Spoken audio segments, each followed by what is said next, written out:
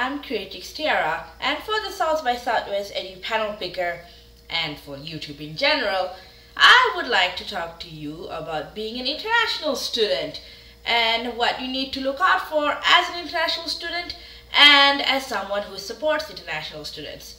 I have been an international student twice over. I am originally from Malaysia and have studied in Australia and the United States in higher education.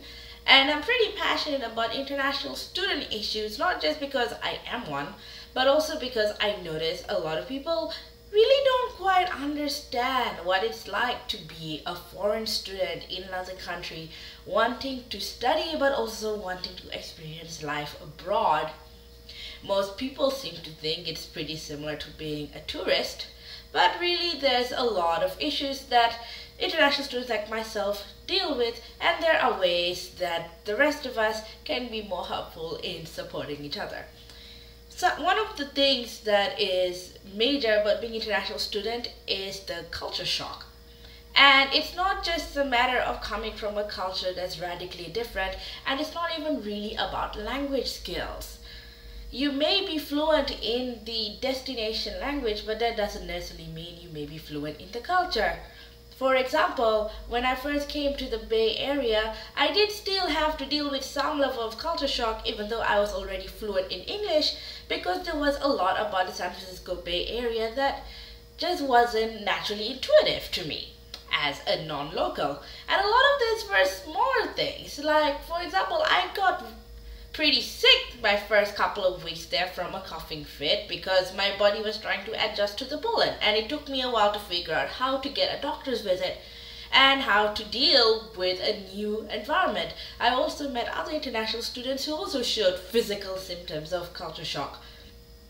And it doesn't necessarily have to be bad, but it's still challenging one way or another, and getting support to help the students as they deal with the first few weeks, months, even I've heard a year, when they get themselves accustomed to the country, and they're trying to study at the same time because you don't often get a lot of break time or preparation time beforehand, would be really helpful. Another thing international students tend to deal with that local students don't would be visas and fees.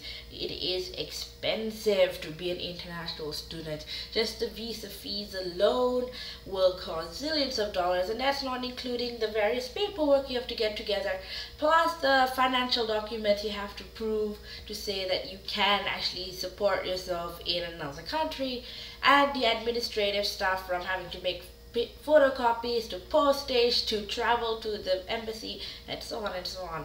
And a lot of places international students have to pay higher fees than local students, often without the benefit of most scholarships or loans.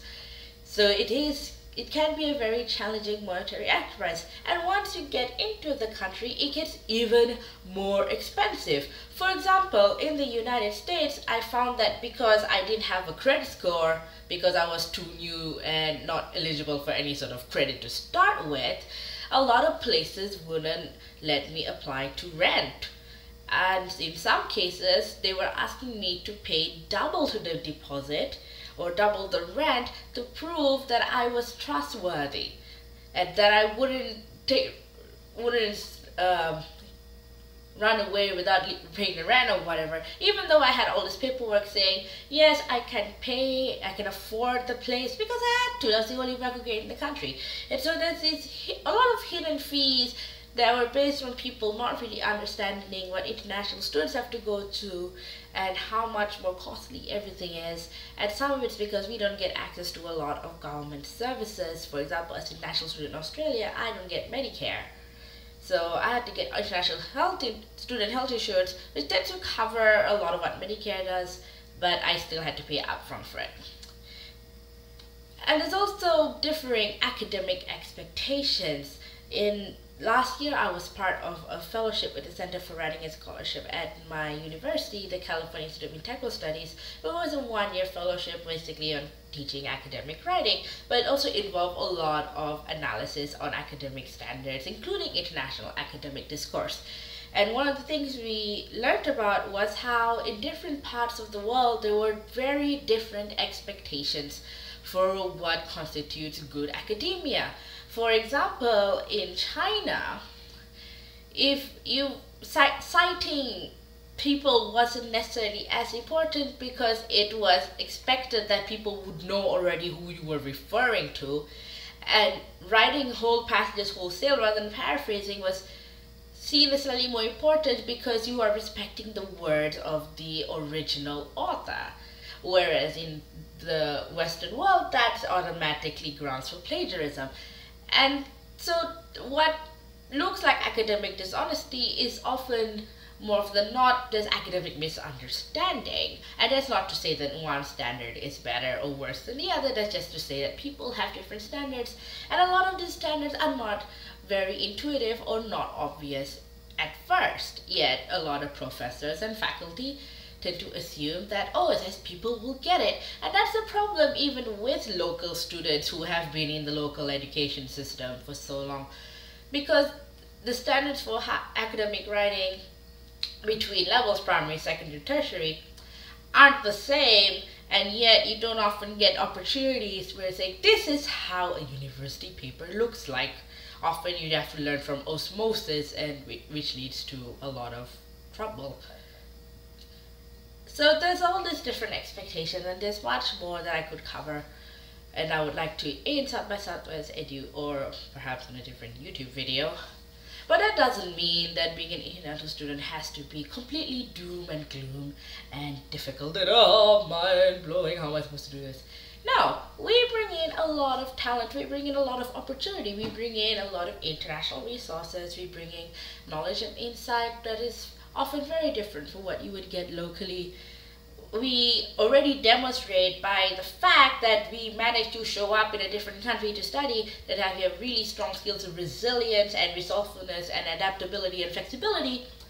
And we are complex and different and unique human beings. Like, I am different from international student A, and also different from my other friend who, say, does anthropology at my school, or different from the 2T I had who stayed from Korea. And so we're all complex human beings, and yet we also have a lot of commonality in our experiences. And I would encourage all of you, whether you work in the education sector, especially as professor or faculty, or you have to deal with international students sort of indirectly, or you are a friend of an international student, or you are a potential international student or a current international student, to really look into international students as a class and see how we can work with them rather than deal with them. There was a discussion on a mailing list for writing center professionals, and someone had sent in an email asking, so how do you deal with international students? And the response was, you don't deal with them, you work with them. We are not pests, we are not annoyances, we are not obstacles. We are peers and we are people. So work with us. So please vote for me for South by Southwest Education. It will be my first time presenting in South by Southwest, but not the first time. I have talked about this issue at length, and if you have any specific questions about being an international student, I can address it to you whether on the YouTube comments or on Twitter as @CreatrixTiara, that's CreatrixTiara. That username kind of works everywhere as well. Feel free to get in touch. Please press the vote button. And yes, thank you for your support.